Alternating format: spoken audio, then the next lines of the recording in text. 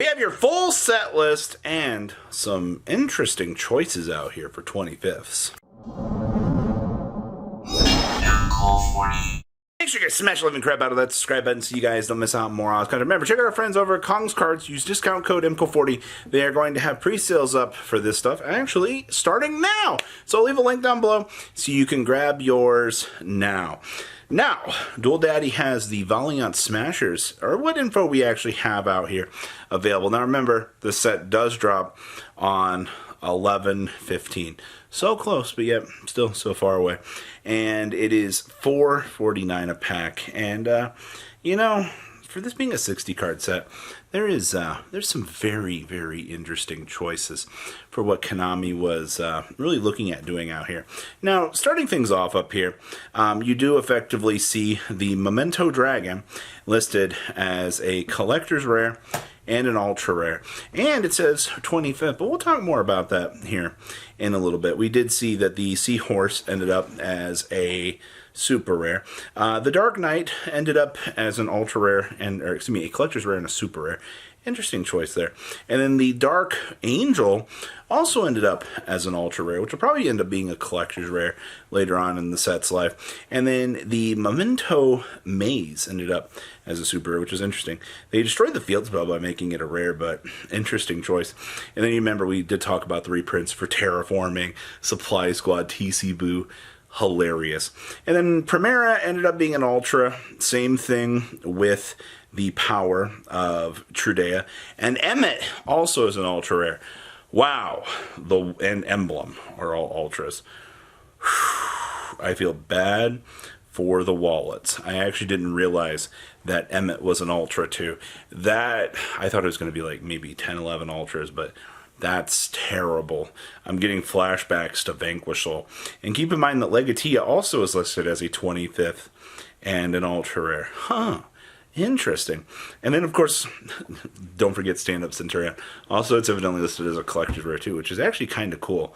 And, I'm actually hoping, man, if we've allocated all these slots, then that means that the Bonds is not going to make it in as a holo. Or excuse me, as a collector's rare. And of course, you have some stray synchros like the Angel of Zero and Draco Berserker. Still don't know why they did those, but okay. And Gravity Collapse.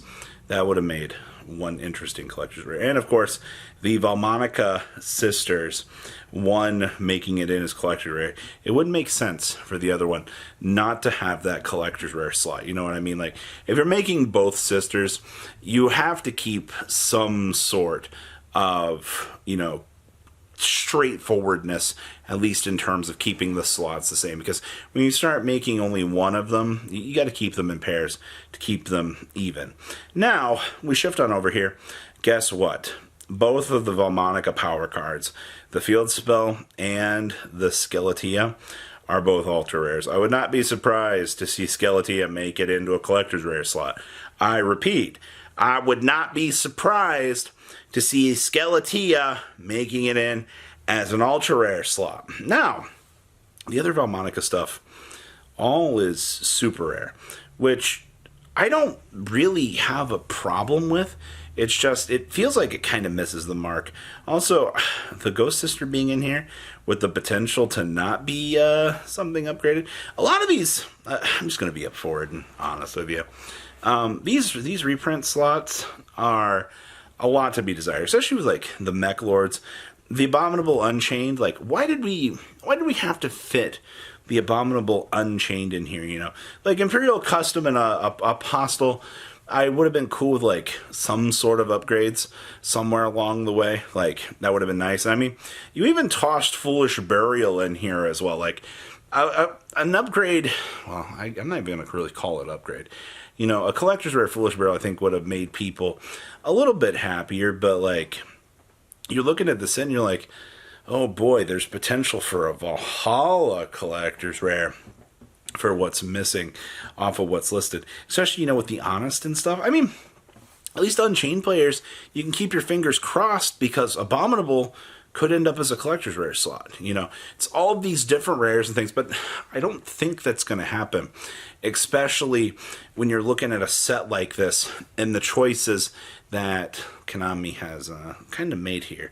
But Baguska also would have been something a little bit more exciting, you know, like you got to get people involved for this set, you know, and there's just that. Now let's shift on over here to the last slide. Now, these are our 25ths, evidently. I only saw one of these, and it was Legatia, and it was pulled by Revs. And I'm not going to lie to you, I was a little bit disappointed when I seen that Konami decided to switch out our collector's rares from Japan because, well, let's call it what it was. You know, Primera, having that as a collector's rare for the main deck monster was really, really nice. Like, the art popped really well for the Japanese version, and I was kind of excited for that.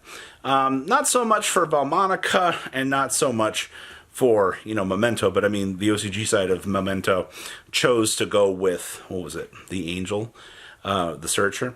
But the TCG said, you know what, we're a boss monster-centric kind of group. And I mean, I do respect that. I mean, the TCG, it's not about like the individual pieces, you know, versus the OCG where it feels like they want to emphasize the little bits and pieces. But the TCG always has a thing for these huge, crazy boss monsters. So to see that the big Memento ended up with this is quite interesting. Now, we shift on over here to the Valmonica choice. I purposely chose to hold this. Archlord Christia as a 25th quarter century. Let's call this what this is at this point in time. You all know that Konami is putting Archlord Christia for a higher rarity up on a pedestal right now. They are dancing it around going, hey, we understand how crazy that price point is for that first edition. We understand that this card has value. All right? And to be honest with you, this is it is the best fairy card that you could have chosen for Valmonica. All right, even Konami knows, looking at Valmonica for the TCG version, that unless you go with the same choice that the OCG did, everything is essentially a 2-of pair. All right, and that's a wee little bit of an issue here, is because Konami's not going to dedicate a quarter century slot to something else. So they chose to import something into the set as Archlord Christia. And as I said in the previous video, if Archlord Christia wasn't a high rarity in the set, it was Bustville. So this is going to be interesting. I'm actually excited for the Archlord Christia. So, what do you think about this set? Please leave a comment down below, tell me what you guys think, and I'll see your beautiful faces back here later in the day, guys. Peace. Patrons, thank you.